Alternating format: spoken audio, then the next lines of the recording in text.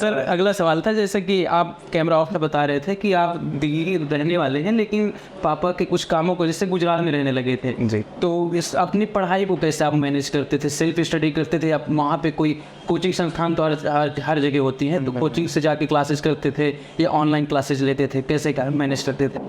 Cut off तो मैं था फर्स्ट अटैम्प्ट में, सोशल मीडिया नहीं था बिल्कुल ही, अब है, रिज़ल्ट के बाद है। मैंने लास्ट के जो 6 महीने हैं उसमें 11-12 घंटे पढ़ाई करी थी। या फिर दुर्भाग्य से अगर आपको नहीं हो पाता तो कैसे, कुछ ऐसा होता है कि प्लान बी बना के चलना चाहिए, तो आपको क्या लगता है पिछले 2 बार के प्लान से इस बार क्या कुछ अलग था? ऐसा It's obvious that it was insanely, like, immensely difficult compared to before. नमस्ते स्टूडेंट, लाइव देख रहे हैं और आज हमारे साथ अतुल त्यागी सर हैं जिनका 145 रैंक के साथ यूपीएससी में सिलेक्शन हुआ है। तो सर सबसे पहले स्टूडेंट लाइव की तरफ से ढेर सारी आपको शुभकामनाएं। पहली बार आपके मन में कब आया कि हाँ यूपीएससी जैसे सर्विस करनी है और उसे पैक करना है? तो सबसे पहले मेरे पापा ने मेंशन किया था, उसके बाद जब मैंने जॉब प्रोफाइल्स देखी तब मुझे इंटरेस्ट आया, और स्पेशली जब कोविड में मैं घर पे था और मेरे पास और कुछ करने को नहीं था, तब मैं सीरियस हो गया कि अब मुझे ये फॉलो करना है। उस समय ग्रेजुएशन आपकी हो चुकी थी? जी मेरी हो चुकी थी, और मेरे पास 1 साल था क्योंकि 20 साल में मेरी ग्रेजुएशन हो गई थी, तो मेरे पास 1 साल खाली पड़ेगा। तो आई थिंक 23 को रिजल्ट आया था दोपहर में, तो उस दिन पापा को, सबसे पहले पापा को ही बताया था रिजल्ट देखने के बाद कि पापा आपका सपना मैंने पूरा कर दिया? अभी यार सपना पूरा हुआ नहीं है, बट मैंने सबसे पहले अपनी मम्मी को बताया था क्योंकि मैं उनसे सबसे ज़्यादा क्लोज हूँ। लगाओ उससे सबसे ज़्यादा। सर ये आपका फर्स्ट अटेम्प्ट था?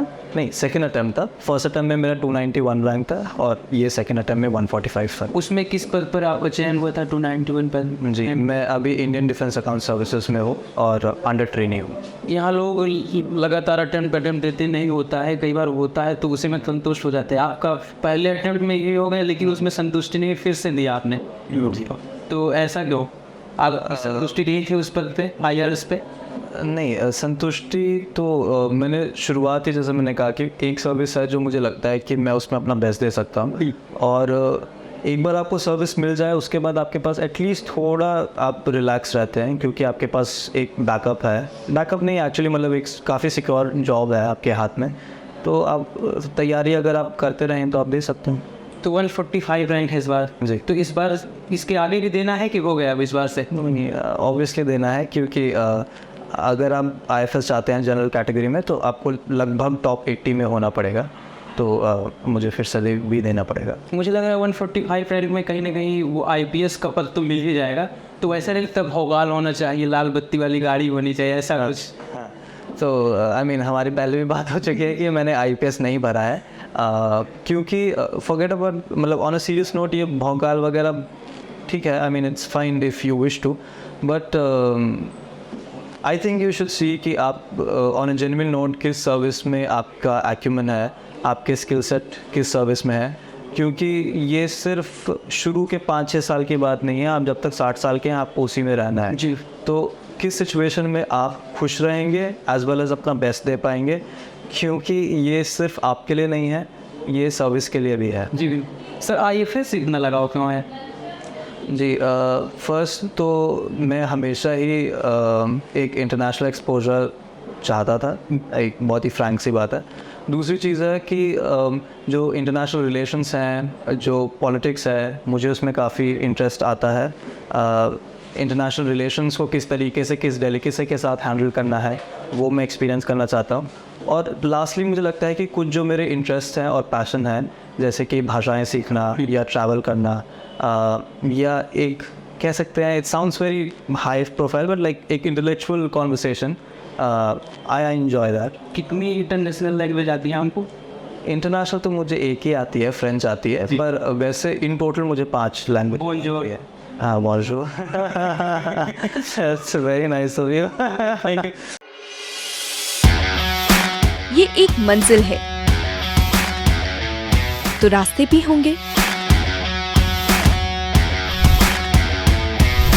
और एक मेंटर भी जो मुश्किलों को आसान बना दे। नतीजे संयोग नहीं होते, दूसरों से बेहतर स्कोर होते हैं। GS Score, an institute for civil services. Good career is a process, and mentoring at GS Score is driven by primarily 2 objectives. One is empowerment and another is excellence. This is what we are known for. कामयाबी की राह पर 1000 से भी ज्यादा निशान। GS code.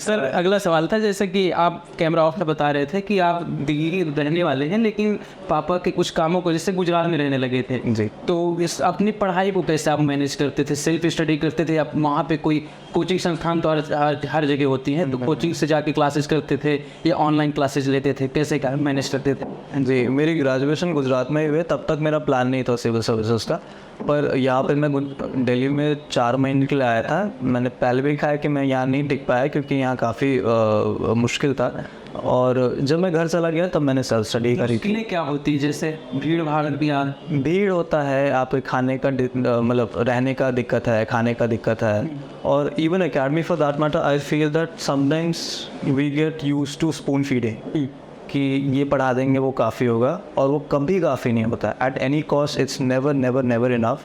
आपको अपने नोट्स बनाने ही पड़ेंगे, खास करके मेंस के आपको प्रैक्टिस करनी पड़ेगी, आपको करंट अफेयर्स खुद से करना पड़ेगा। सिर्फ इसका मतलब सेल्फ स्टडी ही करते थे आप? जी। कई बार हम लोग 23 तारीख से जैसे रिजल्ट आया तो लगातार लोगों से बात कर रहे हैं, तो कुछ लोगों ने बताया हाँ 5-6 घंटे पढ़ते थे, मतलब हर चीज़ों को मैनेज करते थे। कुछ लोग बोलते हैं बहुत पढ़ते थे, 18-19 घंटे कमरे में घुसे रहते थे, कुछ न कुछ पढ़ाई का हमारे बीच चलता रहता था। तो आपके साथ भी कुछ ऐसा था कि रिश्तेदारों से कट जाना, मम्मी आएंगी गेट खोल के खाना दे देंगी, बस अंदर कोई नहीं आएगा, लगातार पढ़ाई करता रहूँगा, फ़ोन साइड में रहेगा, ऐसा कुछ सीन रहता था? मम्मी की बात करिए, मेरी मम्मी तो बहुत ज़्यादा सपोर्टिव है। That's why I think it was easier for me कि फाइनेंशियल कॉन्स्ट्रेंट्स या फेमिलियर कॉन्स्ट्रेंट्स कभी नहीं थे। और कट ऑफ तो मैं था फर्स्ट अटैम्प्ट में, सोशल मीडिया नहीं था बिल्कुल ही, अब है, रिज़ल्ट के बाद है।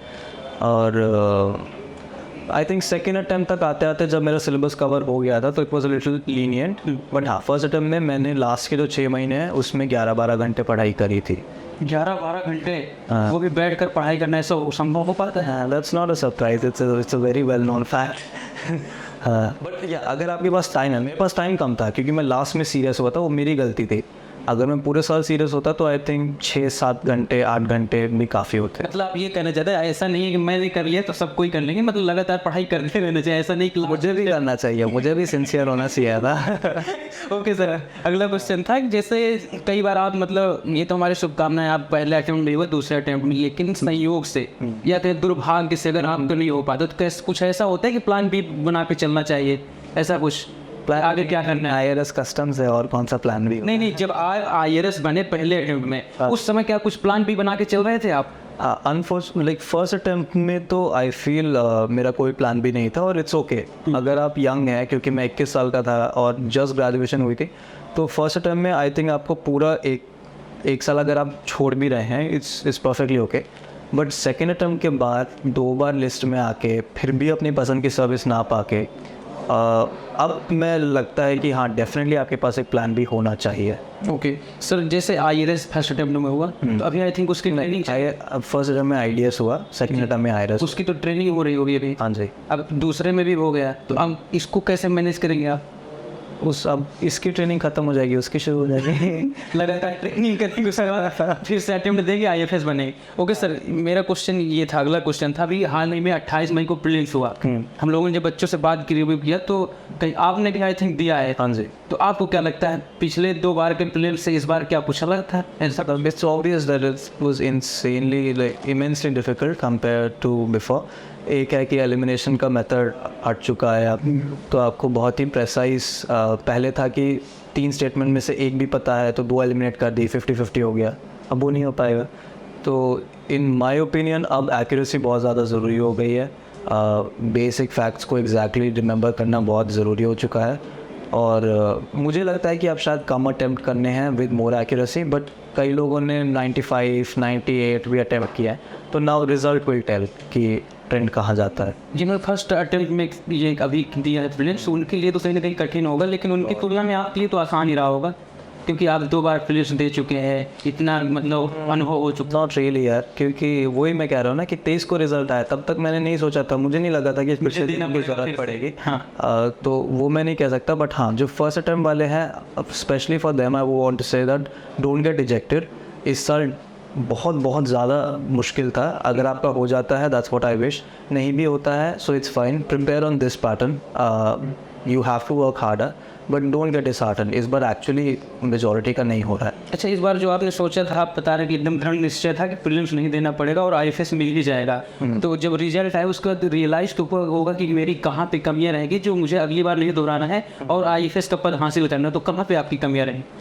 सी एक कमी जो है वो मेरे एस्से में है, वो मुझे नहीं पता कि क्यों है, बट हाँ एक इंटरव्यू में जो कमी है, कंसिस्टेंटली मेरे थोड़े कमी नंबर आए हैं इंटरव्यू में, सो मे बी मुझे और लोगों से बात करना है, थोड़े और मॉक इंटरव्यूज़ देना है और थोड़ा और सेल्फ इंट्रोस्पेक्शन करना है, क्योंकि interview is all about self introspection कि आप जो भी चीज़ कह रहे हैं, जो भी चीज़ आप चुन रहे हैं, उसका कारण क्या है, एक स्ट्रॉन्ग सॉलिड कारण होना चाहिए। तो मे बी आपने मॉक टेस्ट की बात की, तो मॉक टेस्ट भी कहीं ना कहीं अहम भूमिका निभाता है। हाँ, और शायद वहाँ मेरी कमी रह गई थी कि मैंने सिर्फ 2 मॉक इंटरव्यूज़ दिए थे, तो वो शायद कम थे। ओके सर, लास्ट स्टेज यहाँ से क्लियर होता है कि आप कुछ बन भी पाएंगे कि नहीं बन पाएंगे। इंटरव्यू कुछ ऐसे क्वेश्चन थे जो घर में जाके लोगों से बताए हो, पिठाते लगे हो, ऐसा कुछ पूछा गया क्वेश्चन में? वहाँ कोई if I have to say like it's not a comedy show, it's a very formal setup, बहुत ज़्यादा फॉर्मल होता है और कभी कभार की ऐसा होता है कि वो आपसे मजाक कर रहे हो। हाँ, आपको कैजुअल करने के लिए, थोड़ा लाइटर मजाक में कहीं ना कहीं आपको जानने का प्रयास करते हो कि कैसा आप बर्ताव। नॉट रियली, मतलब अगर आप बहुत ज़्यादा नर्वस हैं, मतलब ज़रूरत से ज़्यादा नर्वस हैं, आपको इट्स योर रिस्पॉन्सिबिलिटी कि you behave in a certain way, पर आप इतने नर्वस है कि आप अपनी पर्सनालिटी नहीं दिखा पा रहे, तब शायद वो मूड को थोड़ा लाइटन करते हैं। Otherwise it's a very sensible interview related to your DAF and current affairs. Okay sir, last में हमारे व्यूअर्स को अगर कुछ आप सलाह देना चाहिए, क्योंकि 2 अटेम्प्ट थे, फर्स्ट और सेकंड दोनों में आप क्लियर कर गए, तो कुछ अनुभव अगर शेयर करना चाहे हमारे स्टूडेंट। अनुभव मैं बार बार यही शेयर कर रहा हूँ कि मैंने अपना अप्रोच थोड़ा चेंज कर लिया है एग्ज़ाम को लेके। ये जो मेरा अटेम्प्ट है, मैं उसको इस हिसाब से दे रहा हूँ कि ताकि मुझे बोरियत ना लगे, है ना। बार बार ये सुनते हैं कि एक ही चीज़ आप पढ़ रहे हो, एक ही चीज़ कर रहे हो, तो मैंने सोचा है कि ठीक है, कुछ ना कुछ वही चीज़ें फिर से रिवाइज़ हो रही हैं, कुछ नई चीज़ें पढ़ने को मिल रही हैं, कुछ न्यू एक्सपीरियंसेस हो रहे हैं, क्योंकि आप एक बार सेलेक्ट होते हैं तो definitely the service gives you lot of exposure, जी है ना। So exam is also giving you a lot of exposure. So maybe approach the exam with that, and okay. I hope for the best. Thank you sir. आपको हंसी